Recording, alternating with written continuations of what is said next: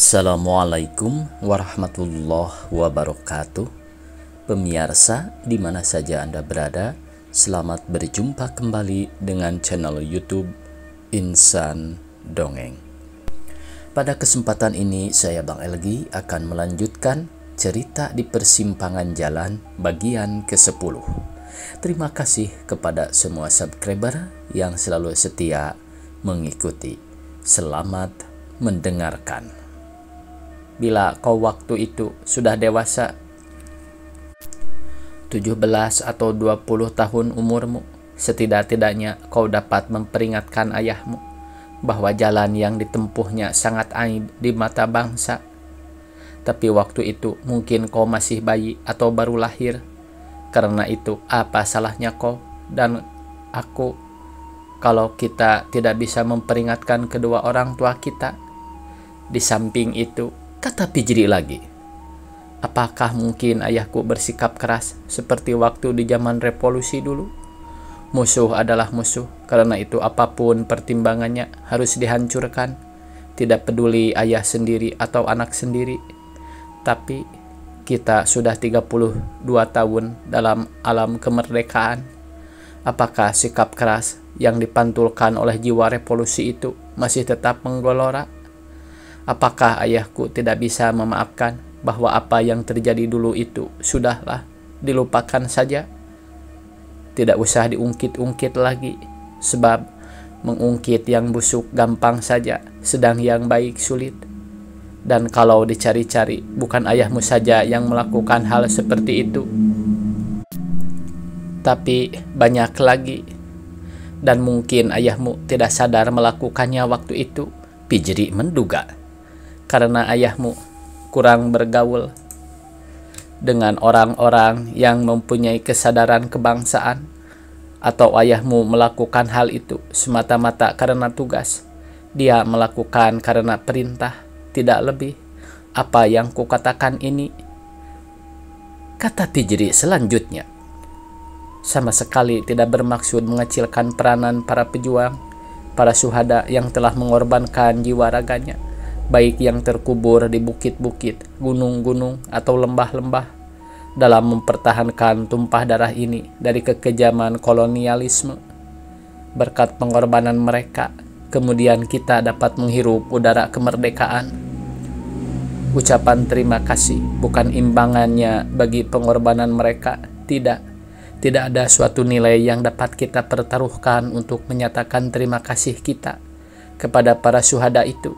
Hanya Tuhanlah yang dapat membalasnya. Pijri mengakhiri pendapatnya. Aku juga berpendapat demikian.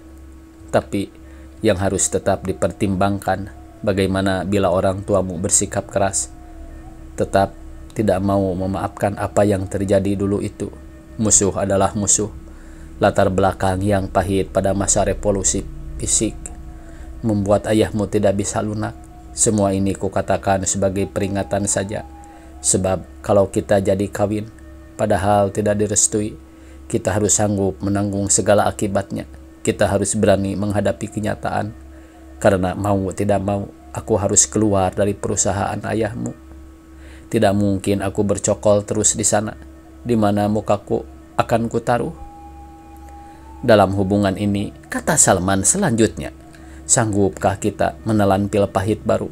Aku tidak punya pekerjaan. Jakarta seakan sudah tertutup bagi yang membutuhkan pekerjaan. Semua ini harus kita hadapi dengan tekad yang bulat. Bahkan barangkali sedikit nekad. Walaupun bagiku belum lagi semua jalan tertutup, aku masih punya harapan. Dengan keterampilan yang kupunyai dan sedikit pengetahuan tentang seluk-beluk perdagangan, barangkali ada perusahaan yang mau mempergunakan tenagaku. Perlu kau ketahui bahwa sebelum aku bekerja di perusahaan ayahmu, ada sebuah perusahaan asing menawarkan pekerjaan dengan gaji yang cukup baik bagiku. Tapi aku tolak dengan pertimbangan daripada perusahaan asing lebih baik di perusahaan bangsa sendiri, sekalipun upah yang diterima tidak memadai. Ini merupakan sikap penghargaanku pada usaha bangsa sendiri sangat besar. Walaupun sikap ini mendapat cemoohan dari kawan-kawan, Mereka menuduhku sok pribumi, kata Salman. Sesudah semua persoalan jelas, kukira tak ada lagi yang dirisaukan. Pijri menegaskan, masih ada lagi. Tentang apa? Sutandi dan keluarganya. Apa urusan mereka? Mereka orang luar, tidak punya hubungan dengan kita. Tapi perlu diperhitungkan, terutama Sutandi, cintanya kau tolak. Orang yang pernah sakit hati kadang-kadang bermata gelap. Bukan mustahil dia tidak akan terus menghasut kedua orang tuamu.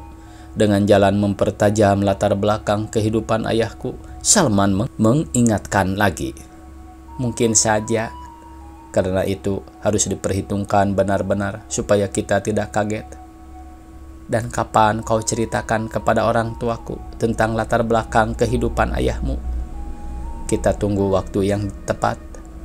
Tapi semuanya kan sudah jelas. Tapi kita belum siap benar bila datang ultimatum ayahmu. Misalnya aku harus memilih kau atau pekerjaan, padahal kita belum siap. Semuanya akan berantakan. Karena itu kita harus siap benar-benar dulu. Paling tidak harus punya simpanan untuk 3 atau 6 bulan. Walau sekarang aku punya persediaan sedikit. Dan yang paling penting lagi, aku punya pondok sederhana. Di sanalah kita bernaung kelak bila terpaksa. Salman memberikan alasan. Aku mengerti, kata Pijri pendek. Karena itu kita tunggu waktunya yang tepat. Ini bukan karena takut. Sejak Jumat sore, bekas Laksamana pertama Amran Sudewo, sang istri Yulia dan Pijri berada di villa. Mereka berlibur. Seperti biasa, bila mereka berada di tempat peristirahatan itu, semua persoalan kota terlupakan sementara. Tidak ada kerisauan, tidak ada persoalan yang mengganjal di hati. Semuanya dilepas, semuanya dibuka, seperti terbukanya alam sekitar, seperti terbukanya laut Teluk yang selalu diramaikan oleh perahu nelayan dan perahu tambang. Sore ini udara begitu nyaman, angin tenggara bertiup lembut, sinar matahari senja yang merah kekuning-kuningan, benar-benar seperti pemandangan dalam mimpi. Bulatan matahari sebesar niru, membayang jelas dalam riak air laut yang hampir-hampir tiada cacat indahnya, dan layar perahu tambang yang berwarna putih bersih yang sedang berlayar menuju ujung selatan Teluk, memperlihatkan warna temaram alam Teluk di senja ini telah membentuk dirinya dengan kekuatannya sendiri. Bekas perwira itu, sang istri Yulia dan Fijri, seperti biasa setelah menyucikan diri dan berdandan ala kadarnya, duduk melepaskan lelah di anjungan barat, minum teh sambil menyaksikan keindahan alam itu. Bagaimana rencana Pijri selanjutnya? Tiba-tiba bekas perwira itu memecahkan kesunyian. Rencana apa, ayah? Tanya Pijri tidak mengerti. Ya, apa saja kami ingin tahu, terutama ayah, kata bekas perwira itu seperti tak ingin menanyakan secara langsung mengenai hubungan Pijri dan Salman. Aku belum mengerti maksud ayah. Katakan tentang apa saja rencanamu. Tapi kita kan sudah mufakat kalau berada di sini tidak membicarakan hal-hal yang serius. Pijri mengelak. Kali ini terkecuali. Bagaimana pendapat ibu dan Yulia? Pijri ingin mengetahui pendapat mereka. Kami setuju dengan pendapat ayahmu, kata ibunya. Benar, Yul. Pijri belum percaya. Kali ini aku ikut ayah. Yulia seperti berkelakar. Ya, bagaimana rencanamu? Bekas perwira itu memotong. Rencana yang mana menurut ayah? Pijri masih bertanya. Yang mana saja menurutmu yang baik? Mengenai kursus bahasa Prancis, sebentar lagi aku akan tamat dan kemungkinan aku akan mengajar, Pijri menjelaskan. Selain itu, mengenai hubunganku dengan Salman, tanya Pijri dengan suara mantap. Baik juga kau ceritakan pada kami hal itu. Kami sudah mufakat untuk kawin, kata Pijri tegas. Apa sudah dipertimbangkan matang-matang? Sudah. Tapi suatu perkawinan tidak jarang gagal. karena pelakonnya tidak serasi. Kalian sudah pertimbangkan pula? Sudah, dan aku rasa kami berdua serasi. Itu kau rasakan waktu pacaran. Kalau sudah kawin, semuanya akan lain. Aku akan ingat peringatan ayah ini. Dan yang lebih penting lagi, apakah Salman sungguh-sungguh mau kawin? Aku yakin dia sungguh-sungguh. Dan sebagai pegawai ayah, tentu ayah telah mengenal watak Salman. Menurutku, dia selalu serius. Tapi kau harus ingat bahwa seseorang yang jenius di kantor kadang-kadang tidak bisa menjadi kepala keluarga rumah tangga yang bertanggung jawab. Bekas perwira itu memperingatkan. Aku harap Salman tidak punya watak seperti itu. Dan selama ini, apakah Salman pernah menceritakan tentang orang tuanya? Apakah mereka masih hidup atau tidak ada lagi? Pijri tidak segera menjawab, hatinya kaget tapi tidak sampai merubah rona wajahnya. Dia cepat menguasai diri, pertanyaan inilah yang sangat ditakutinya. Mengapa tidak? Bagaimana akan diceritakannya tentang latar belakang kehidupan ayah Salman, walau dia sudah tahu tentang hal itu? Tidak, dia tidak akan menceritakannya. Biarlah Salman sendiri yang akan menyampaikan hal ini kepada ayahnya. Dan seperti mereka sepakati berdua, betapapun pahitnya sikap ayahnya, mereka akan telan juga. Belum. Lain kali kau harus tanyakan juga, agar kita tahu siapa bakal besan kita. Mengucapkan kalimat terakhir ini, bekas perwira itu tersenyum sedikit. Aku berjanji, sahut Fitri.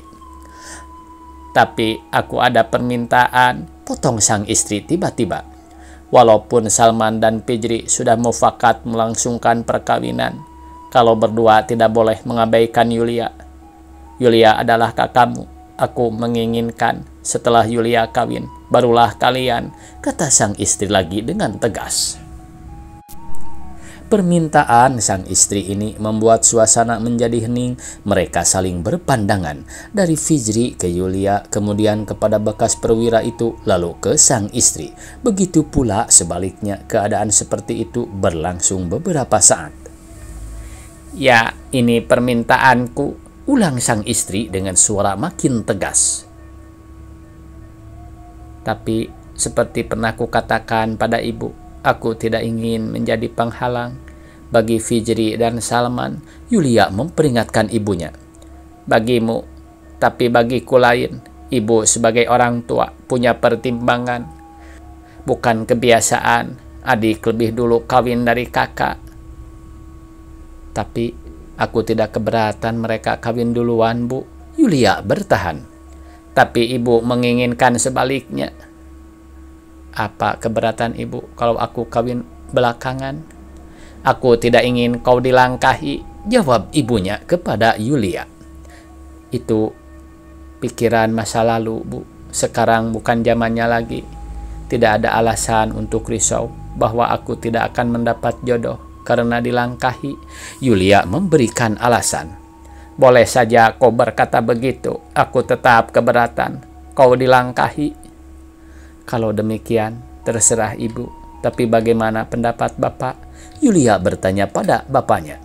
Yang ditanya tidak segera menjawab. Bekas perwira itu agak sukar mengemukakan pendapatnya. Walaupun hatinya kurang setuju pada alasan istrinya, mitos terlangkahi itu tidak berkenan lagi di hatinya. Ketepatan alasan itu tidak ada, yang menonjol hanyalah kekhawatiran, lain tidak. Tapi pikiran ini tidak ingin dikemukakannya sekarang. Dia takut suasana berubah menjadi medan pertengkaran.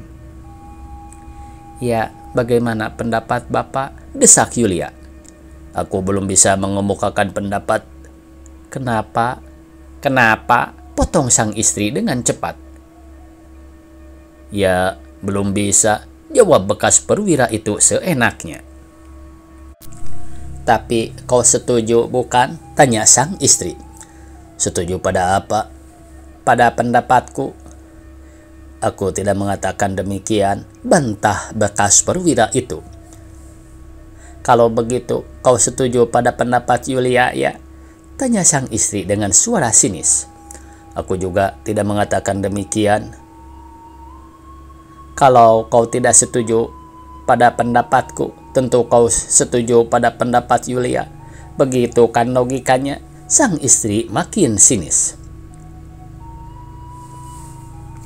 Lebih baik kita tidak membicarakan setuju atau tidak setuju sekarang ini, karena Pijri sendiri belum punya kepastian kapan dia akan melangsungkan perkawinan.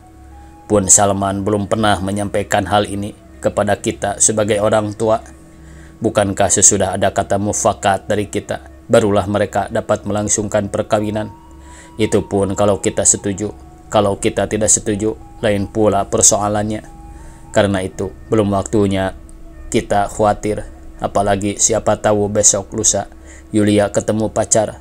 Bila cocok, tentu segera melangsungkan perkawinan. Bekas perwira itu memberi alasan. Mendengar penjelasan bekas perwira itu yang berkenan di hati mereka, semuanya diam. Terlebih-lebih sang istri, hatinya plong. Pijri sendiri diam saja sejak tadi karena dia tidak ingin memperuncing persoalan dengan ibunya.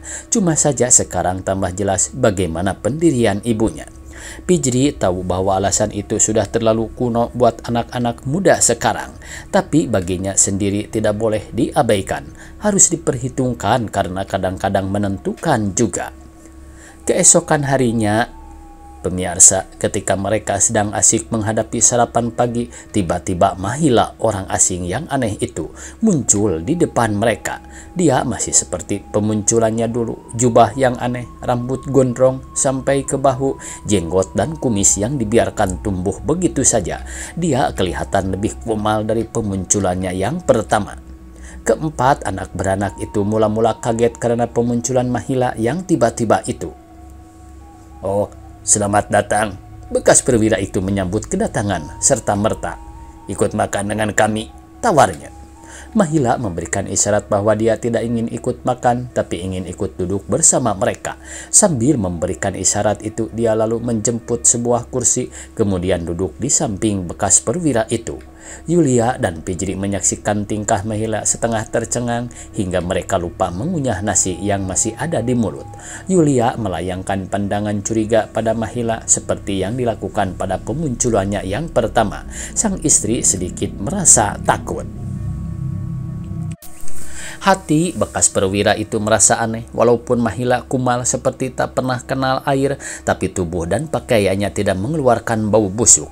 Bau yang tercium pada waktu itu adalah bau harum daun-daunan hijau yang segar serta wangi, tanah yang baru pertama kali disiram air hujan, serta wangi tanah yang baru pertama kali disiram air hujan.